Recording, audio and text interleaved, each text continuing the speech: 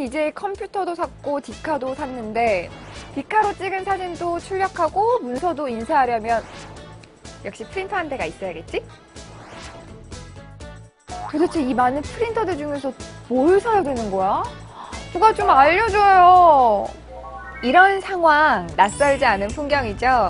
갖가지 디자인에서 기능까지 다양한 프린터들이 제조사별로 즐비하게 있는데 도대체 프린터기는 어떻게 사야 잘 샀다고 소문이 날까요? 그러나 이제 그런 고민 그만! 여러분들을 위해서 저희 다나와에서 이번에 프린터 구매 요령에 대해 아주 알차게 준비했습니다. 그럼 저와 함께 출발해 볼까요?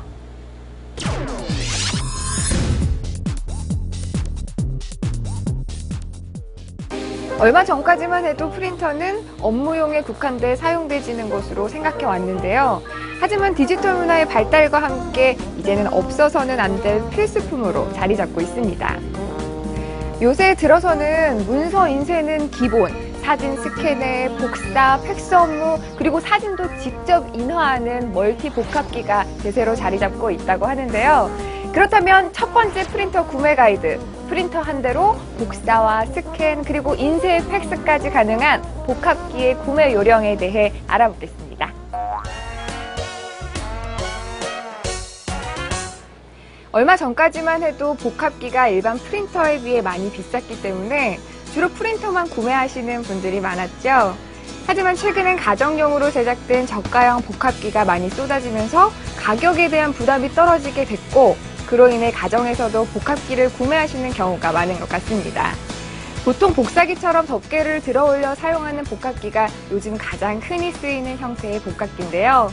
또 다른 형태로는 팩스처럼 문서가 기계 안으로 지나가듯 스캔되는 형식의 복합기도 있습니다. 이 두 가지의 각각의 장단점은 먼저 팩스 형식의 복합기의 경우 복사기처럼 전체를 스캔하는 방식의 기기에 비해 좀 크기가 작은 편이고, 기본적으로 팩스의 기능을 포함하고 있기 때문에 가정이나 작은 매장 등과 같이 협소한 곳에서의 사용에 있어서 더 실용적인 편입니다.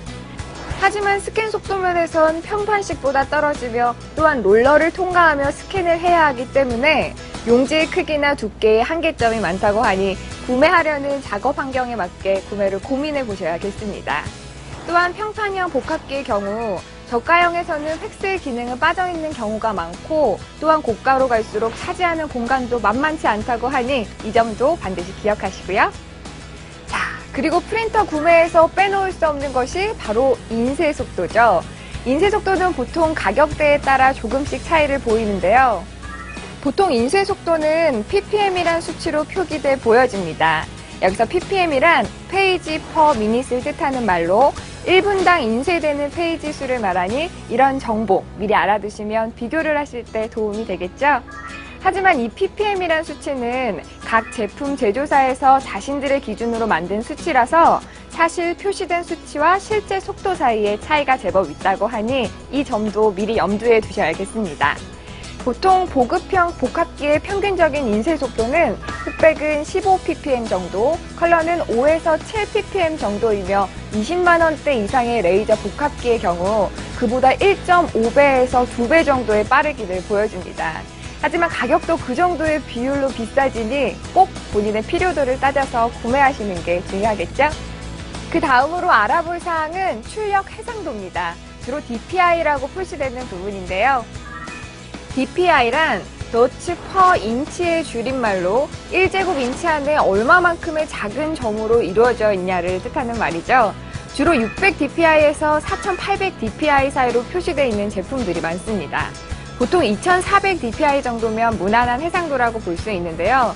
하지만 요즘 나오는 대부분의 제품들은 4800 DPI 수준을 보여주고 있으니 아마 이 부분에 대해서는 어떤 제품을 구매하시더라도 크게 걱정할 부분은 아닌 것 같습니다.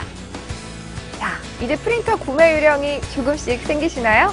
그렇다면 이젠 좀 더 참고해야 할 부분을 알아보도록 하겠습니다. 먼저 잉크젯 하면 많은 분들이 걱정하시는 부분이 유지 보수, 특히 잉크 카트리지 재구매 관련 부분인데요. 아무래도 잉크 카트리지나 토너의 가격이 만만치 않기 때문에 어떻게 해야 할지 고민하는 분들이 많을 것이라 생각합니다. 또한 그로 인해 정품이 아닌 재생이나 비정품 혹은 충전을 하는 방법을 생각하시는 분들도 많이 있으신 걸로 알고 있는데요.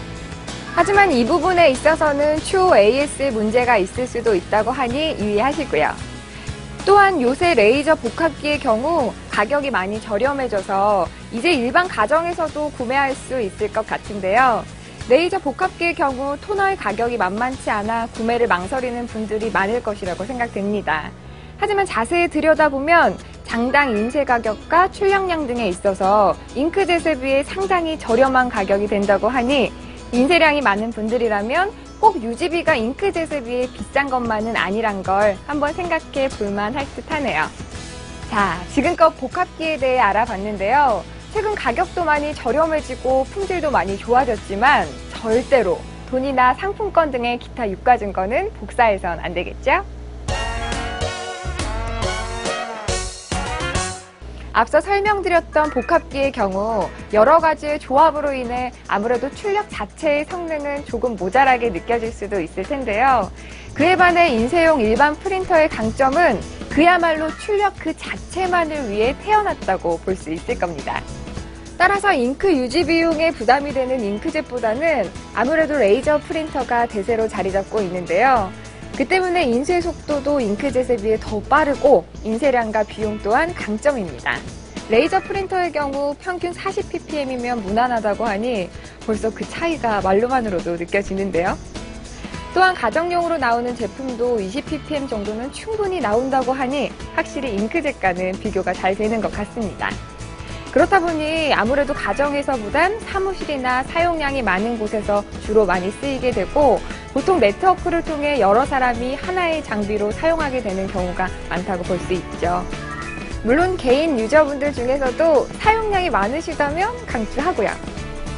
그리고 잉크젯에 비해 레이저 프린터의 또 하나 강점은 바로 물에 강하다는 점이죠. 물론 잉크젯 제품도 안료로 출력되는 제품은 번짐 현상이 없지만 염료를 사용하는 경우 물에 닿았다가 아휴 난리가 나죠. 하지만 레이저 출력물은 이런 걱정은 없답니다.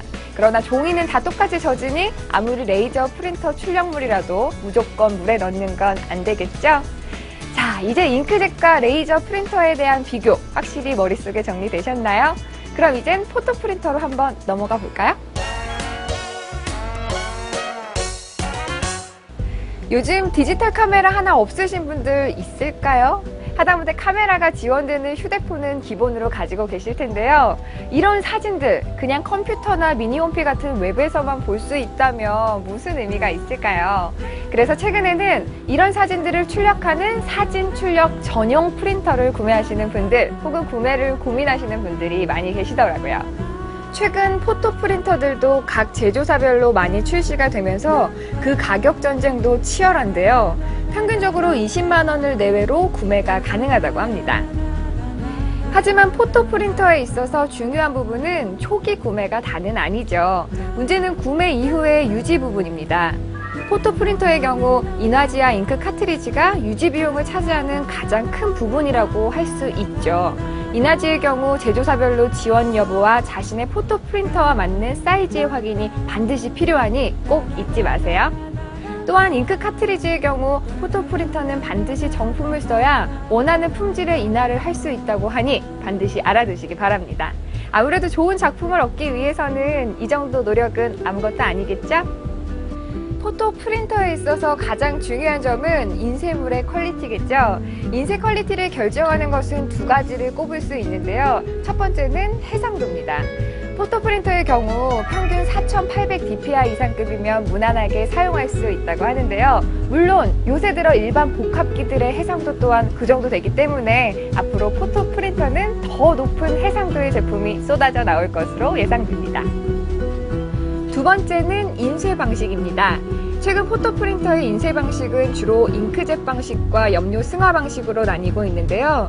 최근에는 잉크젯 방식보단 화질이 더 뛰어난 염료 승화 방식이 유저들 사이에서 선호되고 있다고 하네요. 염료 승화 방식은 실제 사진관에서 인화한 듯 인쇄물의 퀄리티가 높은 인쇄 품질이 장점입니다. 하지만 잉크젯 방식에 비해 속도가 좀 느리다는 점이 단점일 텐데요. 그러나 최근에는 많은 제조사에서 속도에 대한 발빠른 개발이 이뤄지고 있다고 하니 앞으로 기존 잉크젯 방식에 비해 더욱 보편화될 전망이라고 합니다.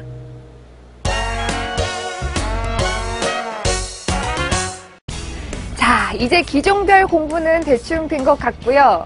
이외 부가적인 기능들에 대해서도 한번 알아보도록 할게요.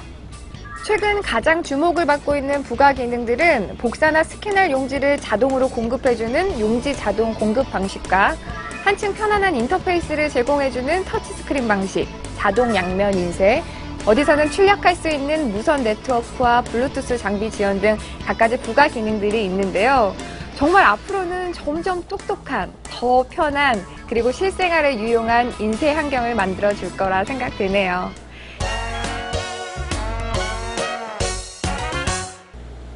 최근 프린터를 만드는 제조사들의 치열한 경쟁으로 인해 가격 면에서 또한 기능 면에서도 다양한 제품들이 출시가 되고 있는데요. 특히 각 제조사마다 내세우고 있는 강점들은 저마다 다르다고 합니다. 각 제조사별 특징이 정리되면 아무래도 구매에 도움이 되겠죠? 그래서 한번 정리해 보겠습니다. 먼저 가장 다양한 제품을 보유하고 있는 H사의 경우 그만큼 구매자와 유저들의 인지도가 가장 높습니다. 특히 잉크젯 제품에서 강세를 보이고 있는데요. 주로 가정용 잉크젯 프린터는 4만 원대부터, 복합기는 6만 원대부터 30만 원대 이상의 제품까지 매우 다양한 제품을 판매하고 있습니다.